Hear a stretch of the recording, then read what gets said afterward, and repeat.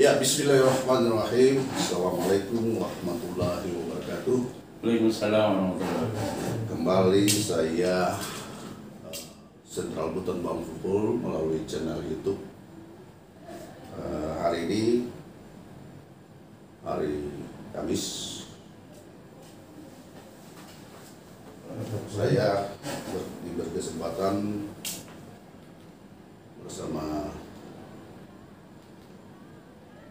Bapak Laude Muhammad Arsal sebagai tokoh budaya di Buton, tokoh budaya di Kota Pulau.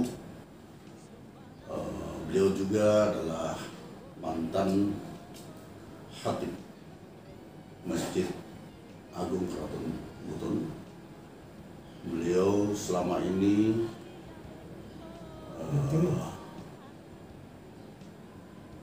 punya kontribusi, punya inspirasi, punya kapasitas dalam sejarah Buton, sejarah budaya, tentang budaya sejarah Buton. Dan saat ini beliau adalah Sekretaris Dinas Pendidikan dan Kebudayaan Kota Pulau. Apa kabar ini Pak Laude Arsal? Alhamdulillah baik, sehat walafiat. Ya, saya di sini sebagai konten budaya dalam YouTube ingin bercerita tentang sejarah Buton, awal dari asal dari Kerajaan Buton. Yang setahu saya, yang saya pernah dengar juga bahwa Buton ini dibentuk oleh Mia Patamiana yang boleh kita katakan empat orang punggawa dari Melayu. Dan di Buton ini juga selain 4 orang punggawa itu, dalam sejarah budaya Buton itu sudah ada kerajaan-kerajaan yang lama. Namun kita awali dulu dengan bagaimana terbentuknya integrasinya ini Buton ini sehingga menjadi kerajaan. Berawal dari Mia Patamiana yang kita sebut sampai terjadinya Ratu Wakaka atau Raja pertama diangkat sebagai raja. Mungkin Pak Arsal mungkin bisa memberikan kami informasi tentang sejarah budaya Buton. Silakan Pak. Ya baik, jika kita berbicara tentang perjalanan panjang daripada Kerajaan Buton pada awalnya, tentu yang menjadi pemikiran kita adalah kita kembali kepada kehadiran dari 2 armada besar, ya, dimana pada kurang lebih abad ke-13 yang lalu itu muncul 2 armada besar, di mana armada pertama itu adalah dipimpin oleh si Panjongo dengan si Malui, dan tempat pendaratannya itu adalah di di Kalampah. Kalampah daerah mana itu? Ya, jadi Kalampah ini kalau kita lihat posisi sekarangnya itu berada pada posisi di bagian Kelurahan Sula sana. Kelurahan Sula. Ya. Armada si Panjonga. Jadi si Panjonga dengan si Malui. Ya. Jadi mereka ini adalah memimpin rombongan yang konon dalam sejarah itu tidak terbilang berapa rombongan, sebanyak berapa, tapi intinya adalah menggambarkan bahwa dia adalah sebagai sebuah armada yang lengkap dengan pasukan prajuritnya. Armada yang berikutnya Pak, yang ya. Satunya tadi Bapak bilang. Tetapi dalam waktu yang bersamaan di Walalobusi itu juga itu mendarat satu armada besar dan pemimpinnya adalah si Tamanajo dan si Jawangkati. Ya, jadi mereka mendarat di tempat yang terpisah, tetapi ya. Walugasi, saya kembali lagi, maaf ini saya salah. Walugasi gimana tempat? Di Walalogusi itu adalah di, sebuah tempat geografisnya di mana sekarang? Di bagian Kapontori di atas ya. Ya. Jadi tapi tidak terlalu lama mereka itu menyusuri pantai ya. Pesisir pantai. Karena memang pendaratan mereka memang kan ada di pesisir pantai. Pesisir pantai barat berarti kalau Pulau Buton. Iya, jadi kalau kita melihat kalau di Kalampanya kan posisi barat. Barat ya. Tapi kalau di sana di bagian Walalogusi kan posisi timurnya. Tetapi karena memang mereka ini berada pada pesisir pantai, maka dia melakukan survei di wilayah pesisir pantai itu. Tapi ternyata mereka di dalam Pulau Buton ini. Iya, di pesisir pantai Pulau Buton. Jadi pada saat mereka melakukan survei di pesisir pantai yang lain, ternyata mereka bertemu di Kalampa. Jadi tadi Walalogusi tadi, yaitu si Tamanajo tadi dengan si Jawangkati, itu ketemu dengan armada si Panjongas dan si Maluyu itu di Kalampa mereka bersatu. Jadi begini, maksud saya, apakah dua armada ini bersamaan mereka atau memang berteman atau bagaimana? Atau jadi kalau kita melihat dari sisi perjalanan panjang mereka, karena mereka ini kan mereka adalah punggawa-punggawa kerja.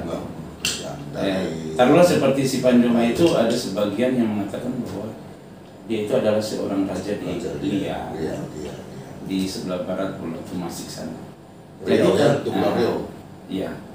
Jadi kalau misalnya katakan dia itu adalah pertemanan, ya boleh kita katakan ya, tapi boleh tidak. Karena kenapa? Kalau dia berteman, kenapa tidak menyatukan satu armada? Tidak bersamaan.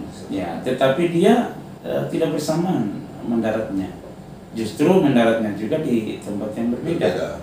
Ya, tetapi justru pada saat mereka bergabung bersatu di Kalampa itu, dan memang ternyata satu sama lain itu menunjukkan bahwa ternyata mereka memang sudah saling mengenal. Oh ya, berarti mereka penguasa, katakanlah penguasa di daerahnya masing-masing. Iya.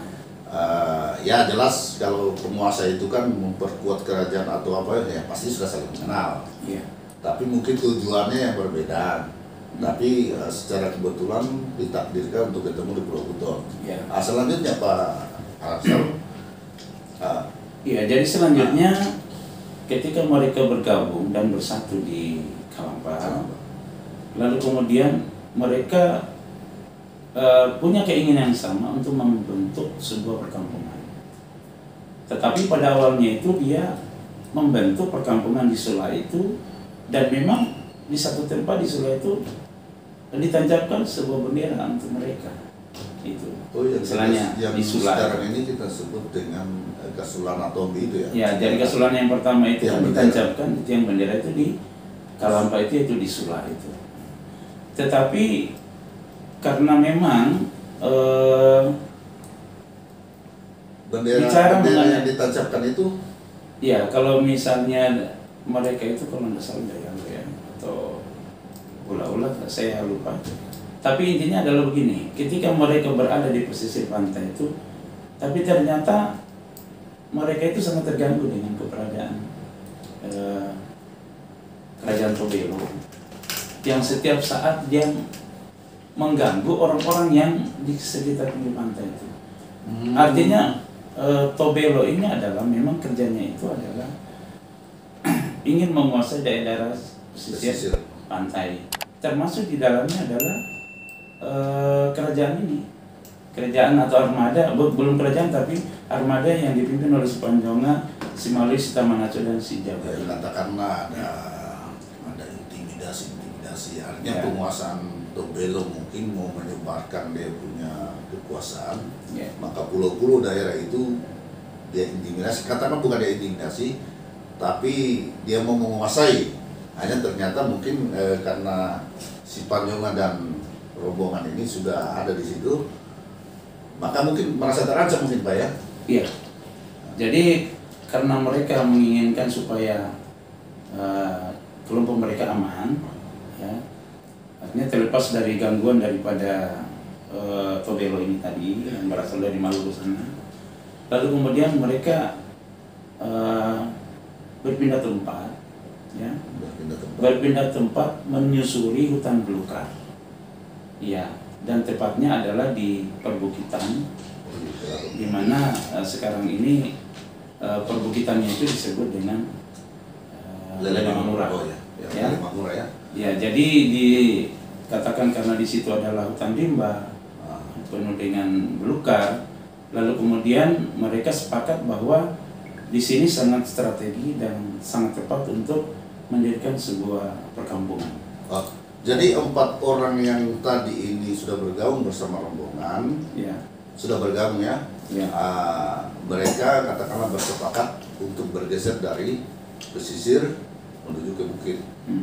Yang kita sebut sekarang, yang kita tahu di sejarah Buton, ini orang Buton tahu itu Bukit Lele Mangura. Ya. Tepatnya di keraton sekarang ini, di keraton Benteng Wolio yang ada di Melai, Kelurahan Melai. Selanjutnya perkembangan karena pergeseran itu, mungkin saya ada pertanyaan. Artinya pulau ini kan pulau yang berdiri, pulau yang ada.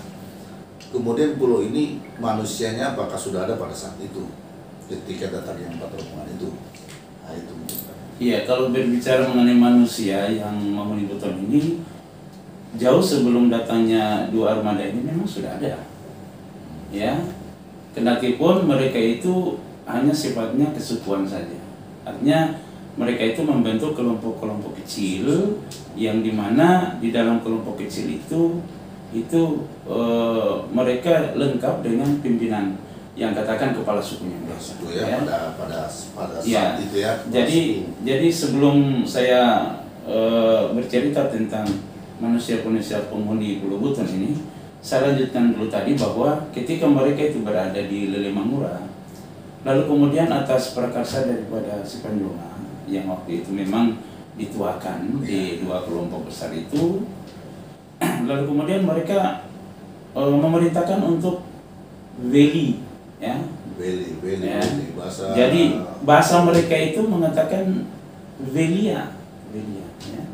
Jadi kita buat perkampungan, atau dalam bahasa yang kita baca dalam beberapa literatur itu adalah buat perkampungan, tebas dia tanggulkannya. Bahasa-bahasa yang terjadi di Buton itu kan Welia itu kita tebas, gitu. Lalu kemudian dalam perkembangannya Welia itu menjadi Wolio sekarang ini. Ya. Nah, jadi asal-muasal Wolio itu ya. Ya. Jadi pada saat mereka sudah membuat perkampungan ini, mereka mengitari sekeliling area daripada Wolio ini. Ternyata tidak terlalu jauh di perkampungan Wolio itu berdiri perkampungan yang lain. Ada perkampungan lain di hutan-hutan belantara ini. Ya, di hutan belantara. Ya, di hutan belantara ini ternyata ada memang sebuah perkampungan yang disebut perkampungan Tobe-Tobe. Ya. Dalam sejarah Buton itu kan Tobe-Tobe, ya setahu saya juga dia sebagai kerajaan. Ya, jadi memang itu adalah boleh dibilang sebuah kelompok, boleh dibilang kerajaan kecil yang dimana kepala suku. Tetapi dalam penulis sejarah itu dikatakan sebagai sebuah kerajaan. Ya, tetapi silakan saja lah, karena ini bicara persoalan nomenklaturnya penulis sejarah. Apakah itu sudah bisa dikatakan sebagai kerajaan yang memenuhi standar-standar bahwa dia sebagai kerajaan? Tapi memang kita sepakat bahwa beberapa buku yang diceritakan itu adalah mereka di satu sisi adalah sebuah suku yang dipimpin oleh Dumbu Changia. Dan kemudian ada juga sebagian penulis sejarah itu adalah kerajaan Tobe-Tobe. Ya, jadi Dumbu Changia ini kalau dalam sejarah yang kita ketahui adalah dia adalah sebagai mantan panglima Tartar, kerajaan dari Kubilai Khan. Dari Mongol. Nah, dari Mongol. Ya, kita belum lanjut ke Tobe-Tobe, mungkin Pak nanti ada seri selanjutnya. Ya. Tapi ya katakanlah versi kami juga yang baca beberapa literatur, oke lah dia sebagai kerajaan juga yang ada di Pulau Buton. Nah, selanjutnya atau yang kita sebut tadi empat orang ini di Buton dia Patamian apa ya? Iya, jadi dua kelompok besar tadi itu kan masing-masing armada itu dipimpin 2 orang. Ya, yang tadi saya bilang bahwa armada yang terdampak di Kalampa itu kan si Panjonga dan si Malui.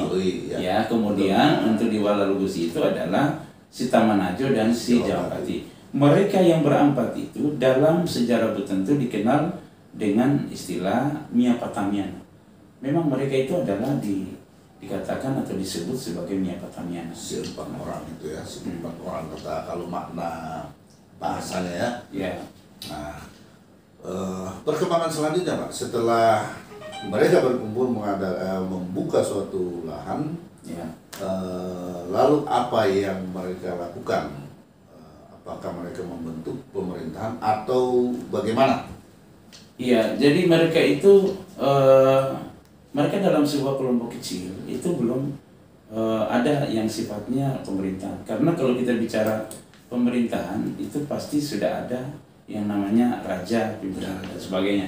Tetapi mereka ini buat dalam bentuk kelompok tersendiri, di mana di dalamnya itu belum jelas adanya bahwa siapa pimpinan mereka. Ya. Cuma, tetapi dalam proses perkembangannya yang begitu luas penduduk daripada Wolio ini, lalu kemudian sepakat si Panjonga ini membentuk 2 kampung. Ya, jadi 2 kampung ini selain Wolio yang dikatakan Wolio tadi secara utuh, tetapi di dalam Wolio ini juga mulai dibentuk dua perkampungan itu. Dan perkampungan yang dibentuk adalah perkampungan Gundu-Gundu dan Barangkatopa. Gundu-Gundu dan Barangkatopa. Ya. Jadi supaya ada yang bertanggung jawab di kelompok kecil ini tadi, lalu kemudian sepakat memang bermusyawarah bahwa memang pimpinan mereka secara utuh itu secara yang tertinggi itu belum ada. Tetapi di dalam 2 kelompok itu dimusyawarahkan harus ada yang diketuai, harus ada yang mengepalai. Siapa yang mengepalai itu? Katakan yang dituakan atau yang ya pimpinan kita dalam kelompok itu. Ya, dalam kelompok itu. Jadi sepakat si Panjonga itu menunjuk si Jawangkati untuk menjadi pimpinan kelompok di kampung Gundu-Gundu itu. Oh, Gundu-Gundu. Nah, sedangkan si Tamanajo itu dia didaulat, diberi mandat untuk memimpin atau mengepalai kelompok di perkampungan Barangkatopa itu. Si Panjonga sendiri? Si Panjonga dia sebagai orang yang dituakan, dia selalu sebagai penasihat dan dia sebagai eksekutor untuk memberikan keputusan-keputusan, kebijakan-kebijakan. Jadi dia pada saat itu belum mengepalai satu perkampungan. Ya, jadi baru mereka ini diberikan. Lalu kemudian karena posisi mereka ini memang dalam posisi masih muda, dia belum punya keluarga. Nanti setelah si Panjonga ini berniat menikahi adik si Malui itu dari yang dinamakan si Bana itu. Oh, berarti pada saat mereka tiba di pulau ini, si Panjonga ini melakukan perkawinan. Ya. Yang dia kawini sendiri adalah adiknya dari Semalui yang bernama si Bana itu. Ya. Jadi setelah pernikahan itu lalu kemudian melahirkan seseorang putra yang dinamakan Betombari. Betombari. Jadi Betombari ini adalah tumbuh dari seorang laki-laki yang gagah, kemudian dia dari sisi ulatan uragan, dari sisi mengolah pencarian hidup dan sebagainya, dia itu dari masa kecilnya itu menyolok. Matang, artinya dia terlatih ya. Iya. Dia mungkin karena geografis keadaan pada saat itu, artinya boleh kita katakan orang yang cerdas lah, orang yang pandai, orang yang. Iya, karena memang kalau kita melihat dari bibit-bibit bobotnya itu kan si Panjonga ini kan orang yang cerdas memang, orang yang gagah perkasa, orang yang arif dan bijaksana di dalam memimpin sebuah pertemuan. Jadi memang Beto Ambari ini adalah boleh dikatakan anak si Panjonga ini yang benar-benar komplit mewarisi dari apa yang ada pada diri ayahandanya, yaitu si Panjonga. Dan kerjanya Beto Ambari ini, dia tidak cukup untuk dia berada pada posisi daerah Wuling saja, tapi dia juga ingin mengembara di mana-mana. Ya, jadi karena mungkin pengembara, jadi bawaan pengembara itu melekat di Beto Ambari, sang putra Panjonga ini. Pengembaraannya kemana saja itu, Pak? Iya, jadi suatu ketika di mana beliau ini melakukan pengembaraan, itu dia berada pada posisi sebuah perkampungan yang dikatakan perkampungan Kamaru.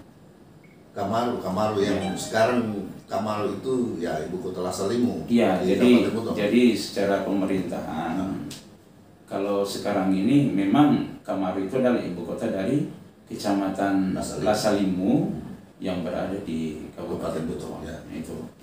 Jadi pada saat beliau itu berada di perkampungan Kamaru itu, memang dia melihat situasi di sebuah perkampungan itu bagaikan juga sebagai sebuah kerajaan kecil tadi, seperti Tobi-Tobi tadi. Oh, iya. Kamaru berarti ada juga satu kerajaan. Boleh kita katakan satu kerajaan karena juga Tobi-Tobi juga tadi sudah punya pemimpin juga. Iya. Berarti Kamaru dan Tobi-Tobi ini ya kalau kita katakan sebagai kerajaan, berarti kerajaan juga yang ada di Buton ini. Buton, iya. Selanjutnya, Pak. Iya, jadi selanjutnya begitu berkesimaknya dia melihat situasi, ternyata memang di Kamaru itu seorang raja ini yang dimana dia memiliki seorang putri yang namanya Baguntu ini, dia masih melakukan proses pingitan. Pingitan. Jadi kalau kita di Buton kan poso, Pak. Ya, kalau dalam bahasa adat pingitan itu adalah pusuo. Jadi itu adalah proses di mana seorang gadis itu masuk pada proses dewasa menjadi kalambe itu dan siap untuk menikah. Memang poso itu wajib untuk dilakukan oleh setiap orang tua yang berada di Buton ini. Asbab usulnya poso ini kita berkiblat juga dari ini ya, dari saya boleh katakan dari kerajaan Kamaru itu. Ya. Karena putrinya ketika Beto Ambari adakan pengembara itu, dia lagi temukan itu yang namanya poso itu. Ya.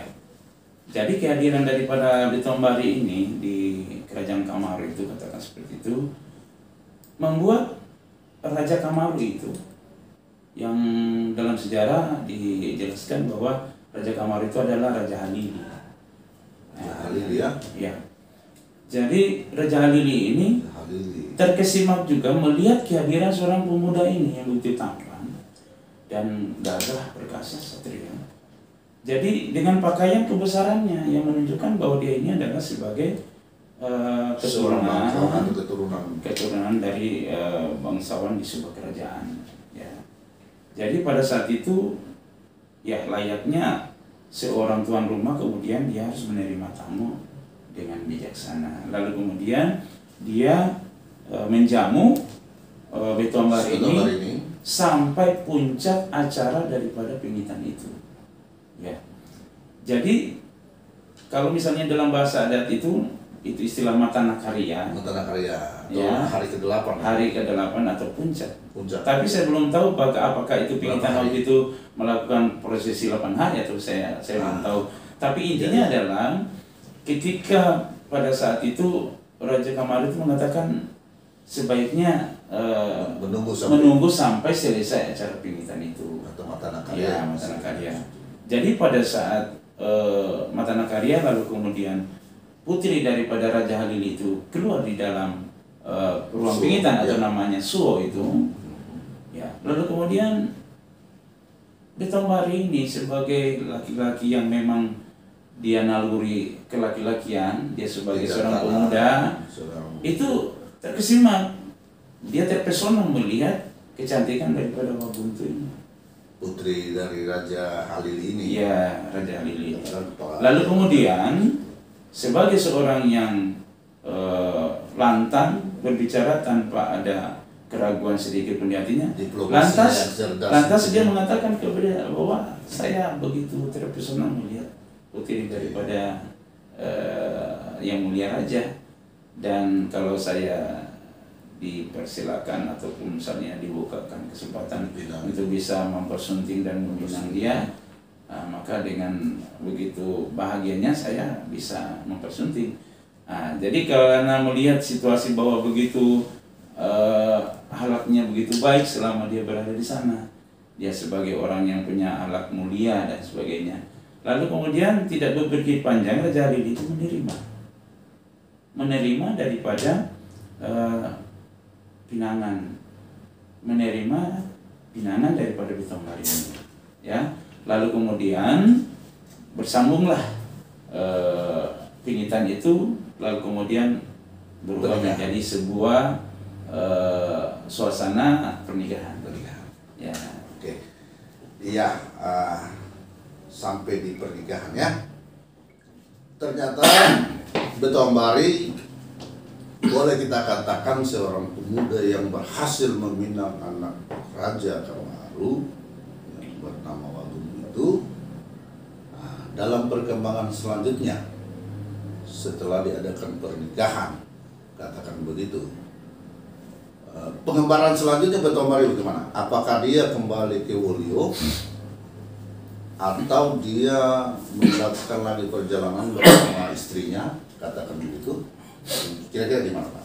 Iya, jadi beberapa saat setelah pernikahan berlangsung, tentunya kan pernikahan di sini kalau di dalam pernikahan seorang putri itu kadang berhari-hari, jadi pada saat dirasa cukup bahwa mereka itu sudah selesai melakukan euforia ataupun acara-acara kemeriahan daripada pernikahan itu, lalu kemudian Bitombari minta pamit kepada mertuanya Raja Halil ini, Raja Kamaru ini, untuk kembali ke Wolio untuk memperkenalkan istri Waguntu ini, untuk memperkenalkan Waguntu ini kepada seluruh masyarakat yang ada di Wolio saat itu, termasuk memperkenalkan kepada mertuanya ya, katakanlah si Panjonga, sebagai ayah dari Bitombari. Iya, jadi setibanya di Wolio, lantas ya bagaimana layaknya sebagai orang yang punya seseorang yang mengerti adab, sopan santun dan sebagainya, kemudian melakukan penghormatan kepada ayahandanya, lalu kemudian menceritakan bahwa dalam pengembarannya dia menikah dengan putri seorang Raja Kamaru. Lalu kemudian pada saat itu tergugahlah hati daripada si Panjonga untuk melakukan hubungan kerjasama atas dasar kawin tadi, ya. Dari sehingga Waguntu, boleh dikatakan politik modern mungkin hubungan bilateral atau hubungan apa ya mungkin ya, diplomasi antar negara lah, atau antar kerajaan. Selanjutnya, Pak. Ya, jadi selanjutnya dia melakukan hal yang sama. Si Panjonga ini melakukan hal yang sama, istilahnya dalam bahasa sekarang ini ya bagian posisi atau melakukan hubungan bilateral tadi supaya Kamaru juga ini bisa menyatu dan membaur dengan kerajaan Wolio sama dengan kerajaan Tobe-Tobe tadi yang berintegrasi dan menggabungkan dirinya dengan Wolio. Jadi kan si Panjonga ini tadi kan setelah dia berhubungan kerjasama dengan kerajaan Tobe-Tobe di mana rajanya adalah Lumbu Cengia, lalu kemudian itu berintegrasi dan memperluas wilayah. Nah, itu tadi yang saya katakan, karena begitu luasnya wilayah ini tadi, lalu kemudian membentuk dua perkampungan tadi, ya, yaitu Gundu-Gundu dengan Barangkali tadi. Nah, sementara bersatunya antara Wolio dengan Kamaru ini tadi, lalu kemudian memperluas wilayah kembali, memperluas wilayah daripada Wolio pada saat itu. Ya, sehingga si Panjonga bermusyawarah kembali untuk bagaimana menciptakan dua perkampungan lagi. musyawarahnya dengan kembali yang 4 orang tadi ini. Iya, jadi yang Mesopotamia ini tadi itu kembali bermusyawarah untuk supaya mengembangkan dari 2 perkampungan besar tadi, yaitu Gunung Kundu dan Parangkoto tadi. Iya. Lalu kemudian membentuk 2 lagi perkampungan, dan disepakati di dalam musyawarah itu bahwa memang sudah layak dan pantas untuk dibentuk 2 perkampungan lagi, yaitu dibentuklah pada saat itu perkampungan Peropa dan perkampungan Balu. Peropa, Balu. Ya. Pimpinannya sendiri? Ya, jadi karena di sini sejak perkawinannya daripada Betombari dengan Waguntu tadi sudah melahirkan Sanghyari Rana, ya, anak daripada Betombari dan Waguntu tadi, itu dia sudah tumbuh juga sebagai laki-laki dewasa. Perkawinan itu tadi. Ya, boleh dikata berarti cucu Sipanjonga ini. Ya, jadi Sanghyari Rana anak daripada Betombari dengan Waguntu ini tadi, yang merupakan cucu Raja Kamaru ini tadi. Di mana juga Sanghyari Rana ini adalah cucu dari Sipanjonga, itu sudah tumbuh. Jadi mereka itu sepakat bahwa prosesnya lama ya, artinya tidak serta-merta langsung bangun 4 kampung. Enggak, prosesnya memang lumayan lama, karena begini, dalam proses penggabungan antara Kamaru itu kan memerlukan waktu beberapa tahun juga, ya bahkan puluhan juga. Lalu kemudian katakan pada saat itu karena Betombari yang memiliki anak atau putra yang namanya Sanghyari Rana ini sudah tumbuh menjadi seorang laki-laki yang sudah remaja mau ke dewasa. Lalu kemudian hasil kesepakatan daripada Mesopotamia tadi untuk membentuk 2 perkampungan besar lagi yang dikatakan Peropa dengan Balu tadi, maka sepakatlah bahwa Betombari itu dimandat dan didaulat untuk menjadi pemimpin di Peropa. Nah, sedangkan Balu itu diambil alih atau dipimpin langsung oleh anak daripada Betombari ini, yaitu Sanghyari Rana. Jadi sama pada saat pelantikan daripada Betombari itu dengan Sanghyari Rana, itu selalunya dia diposisikan atau dilatih dalam sebuah batu yang ada di depan rumah masing-masing. Jadi kalau misalnya katakan Sejawang Kati dan Taman Haji kemarin itu dilantik di sebuah batu yang namanya batu gundu-gundu, batu nagundu-gundu dengan batunya Barangkatopa. Sama ketika pelantikan daripada Betombari dan Sanghyari Rana, itu juga dilantik dalam sebuah batu yang namanya batu Peropa dengan batu Balu, yaitu. Jadi ketika sudah terbentuk 4 wilayah, artinya 4. Kalau kita sebutkan apa di betul ini, 4 wilayah itu? Iya, jadi 4 wilayah perkampungan yang sudah dibentuk itu dalam bahasa pada saat itu dikatakan limbo. Limbo ya? Limbo. Jadi dalam bahasa adatnya dikenal itu namanya perkampungan Patalimbona. Patalimbona. Ya, Patalimbona atau 4 perkampungan. Patalimbona. Pemimpin sendiri sebutannya apa? Pemimpin Limbona. Ya, jadi pemimpin Limbo itu disebut Bonto. Jadi mereka yang memimpin 4 perkampungan besar ini itu adalah disebut Bonto. Kalau misalnya dalam perkembangannya mereka itu sudah setingkat atau sejajar dengan seorang menteri. Bonto. Ya, berarti dalam Patalimbona itu yang digagas oleh Sipanjonga dan penggawa-penggawa yang 4 orang tadi ini menghasilkan 4 limbo yang dipimpin langsung oleh Betombari, Sanghyari Rana, Sejawang Kati, dan Taman Haji. Jadi terjadilah yang disebut kita dalam sejarah budaya kita adalah Patalimbona. Patalimbona yang dipimpin oleh 4 limbo. Mungkin memang kalau kita berbicara tentang budaya atau sejarah ini Pak Arsal sangat panjang Tapi saya batasi saja di terbentuknya 4 limbo ini, cikal bakalnya kerajaan Buton ini. Mungkin part keduanya saya masih minta waktunya, kalau ada kesempatan di Pak Arsal saya minta lagi waktunya untuk sambung lagi dari part selanjutnya, mulai dari 4 limbo sampai ada yang kita sebut Sio Lembona, sampai di kerajaan Mulio, sampai sebutan Buton itu bagaimana, sampai pengaruh Belanda, sampai ke Wakaka. Mungkin kedua mungkin ke Wakaka dulu sebagai ratu.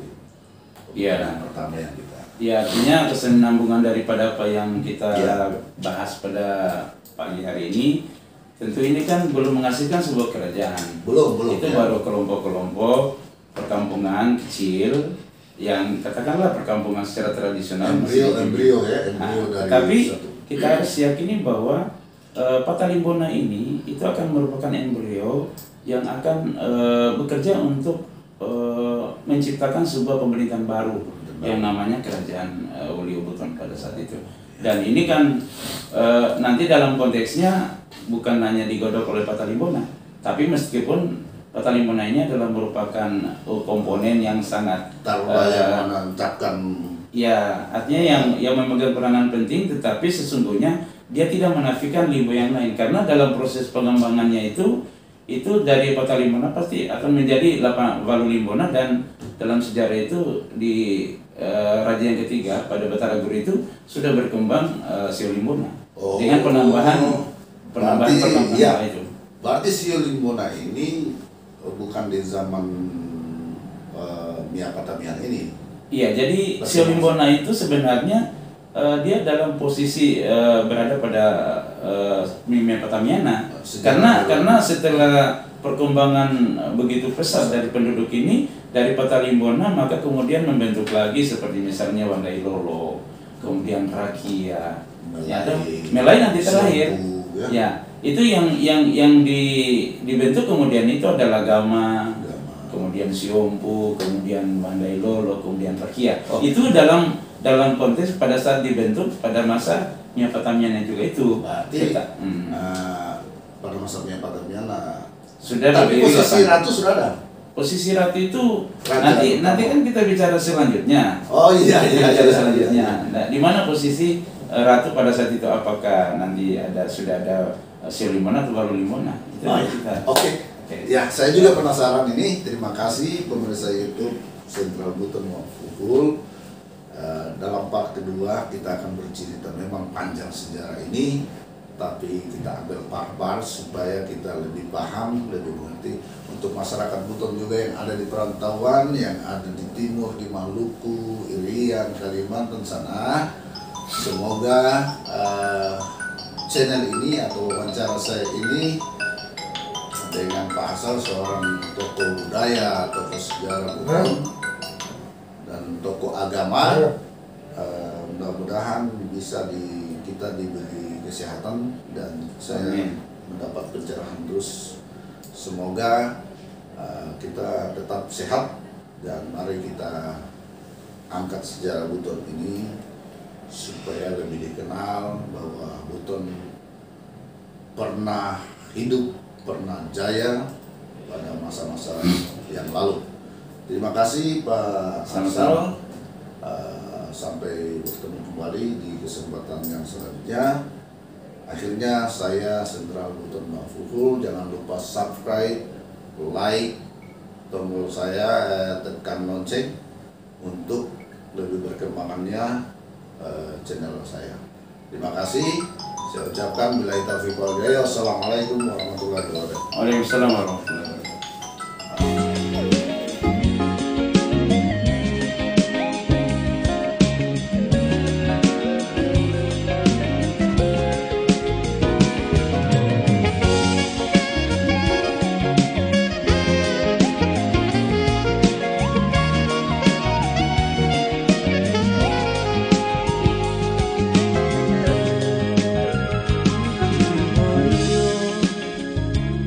Barimpu mobo asakana isarong iya Coromu indah sanu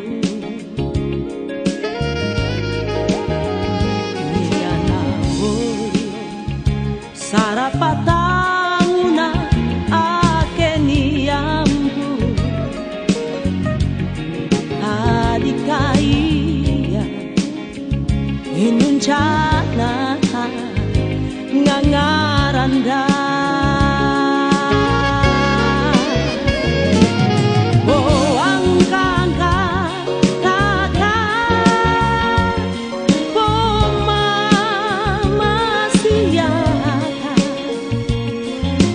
Limo karo sumbana mo